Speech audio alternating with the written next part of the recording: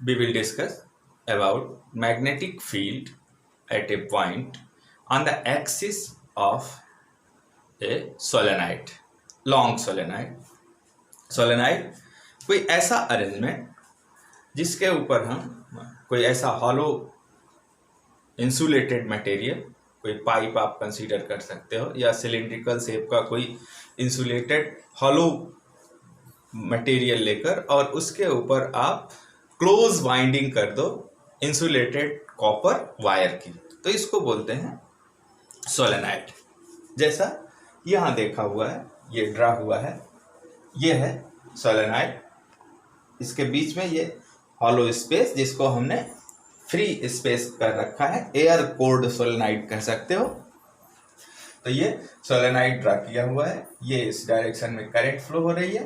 तो करंट की डायरेक्शन के लिए आगे एक फार्मूला है, लॉ है, उसको पढ़ेंगे। लेकिन फिलहाल अभी यहाँ आप समझो कि अगर करंट वो क्लॉकवाइज डायरेक्शन में होती है तो वो साउथ पोलरिटी को बनाती है, और अगर एंटी क्लॉकवाइज डायरेक्शन में होती है तो नॉर्थ पोलरिटी को। तो यहाँ ये क्लॉकवाइज डायरेक्शन में होगी, इसलिए ये एंड साउथ हो गया और यहाँ ये नॉर्थ हो गई, तो ये नॉर्थ पोल हो गया। अब जो मैग्नेटिक फील्ड की डायरेक्शन होती है वो north to south outside magnet होती है। तो यहाँ से ये हमने फील्ड लाइंस भी ड्रा कर दी हैं कि आपको ये क्लियर हो जाए डायग्राम। तो ये नॉर्थ टू साउथ, यहाँ भी नॉर्थ टू साउथ, और इनसाइड मैग्नेट या इनसाइड सोलेनाइड जो फील्ड होती है वो साउथ टू नॉर्थ होती है, तो वो यहाँ ड्रा करती है।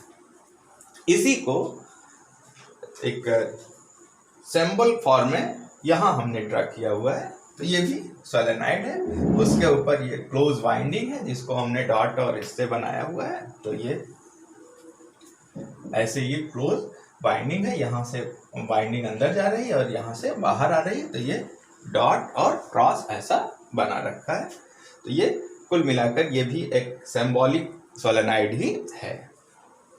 But we want to find magnetic field at point P, means at a point lying at the axis of solenoid inside solenoid. तो within the solenoid on the axis of solenoid. ये similar diagram यहाँ भी आप draw कर सकते हो, ऐसा नहीं कि यहाँ नहीं बना सकते। ये ऐसा, ये अपने को ये पॉइंट P पर मैग्नेटिक फील्ड फाइंड करनी है, तो इस पॉइंट P से होता हुआ कोई क्लोज लूप हम ड्रा करते हैं। क्यों? क्योंकि एम्पीरियन लूप के बिना हम एम्पियर सर्किटल लॉ अप्लाई नहीं कर सकते। तो एम्पीरियन लूप के लिए ये हम रेक्टेंगुलर लूप कंसीडर करते हैं। मैग्नेटिक फील्ड की डायरेक्शन इस डायरेक्शन में है, तो ये मैग्नेटिक फील्ड की डायरेक्शन हो गई, यहाँ हम ड्रा कर सकते हैं ऐसे। लेकिन ये जो डायरेक्शन है वो इसके लिए है इनसाइड सोलेनाइड, हाँ, नहीं तो आउटसाइड लिखा हुआ है तो आप कहो कि ये नॉर्थ टू साउथ। तो ये जो B की डायरेक्शन है वो इनसाइड सोलेनाइड के लिए है, ये साउथ टू नॉर्थ होगी। अब अगर हम एम्पियर सर्किटल लॉ अप्लाई करें तो फॉर्मूला होता है line integral of magnetic field B dot dl for a close loop must be equal to the mu naught times I total current threading through the loop if small n be the number of turns per unit length, then total current will be equal to NI। तो अब ये है ampere circuital law. Ampere circuital law के पहले अपने को B dot dl find करना है, तो पहले हम B dot dl line integral of B find कर लें और फिर इस लाइन इंटीग्रल ऑफ B माने line integral of magnetic field को म्यू नॉट I के इक्वल कर देंगे। तो very first we will find B dot dl line integral of magnetic field for close loop ABCD। वही लूप यहां भी draw हुआ है ABCD। तो ये हो जाएगा B dot dl for ABCD, ये क्लोज लूप, और ABCD क्या, तो ABCD A, ऐसा A तक फिर आ गया। अब अगर इसको आप फाइंड करो तो ये हो जाएगा B dot DL for whole loop या for complete loop it will be equal to B dot DL A to B plus B dot DL B to C plus B dot DL C to D plus B dot DL D to A।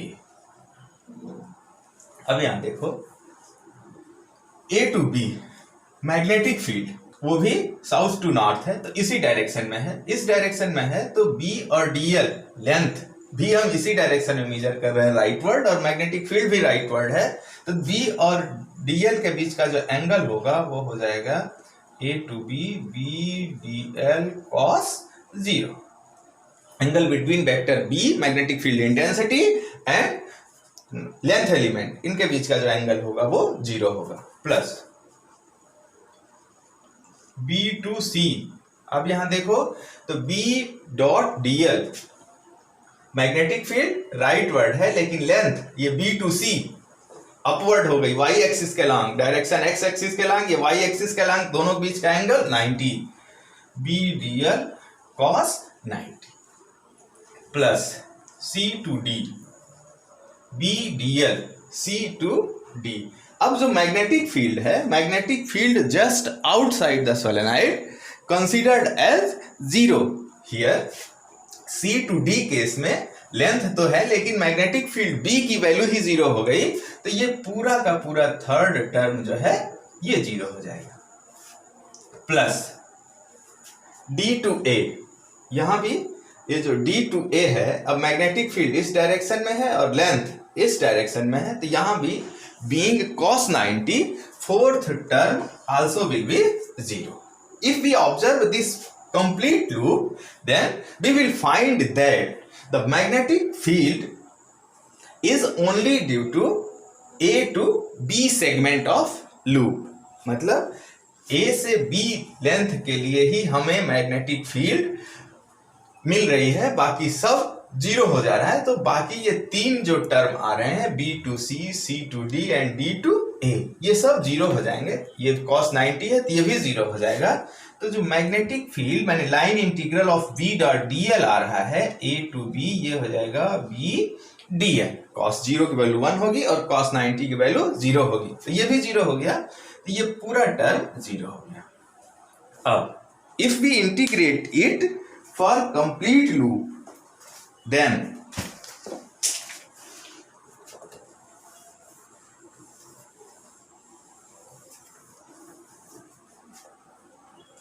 line integral of B dot DL equal to B DL A to B, A to B, और A to B के बीच की जो length है वो हमने L consider कर रखा है तो B इंटू L, ये हो गया equation 1 using ampere circuit law.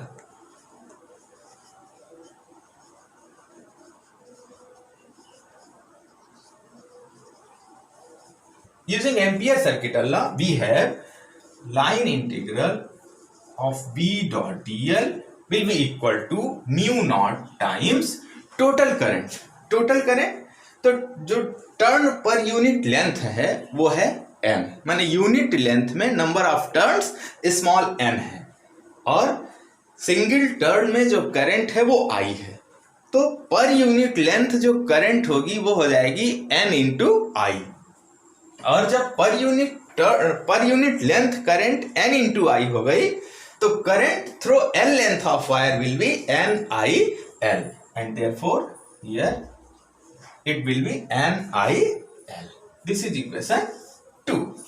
Equation 1 and equation 2 both gives the line integral of B and therefore their LHS are equal, equating their RHS of equation 1 and 2 we have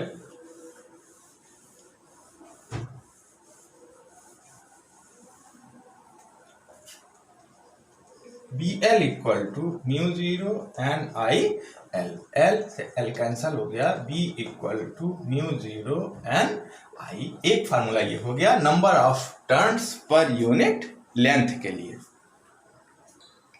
Above equation may also be written as in terms of total number of turns. Let capital N be the total number of turns in the solenoid.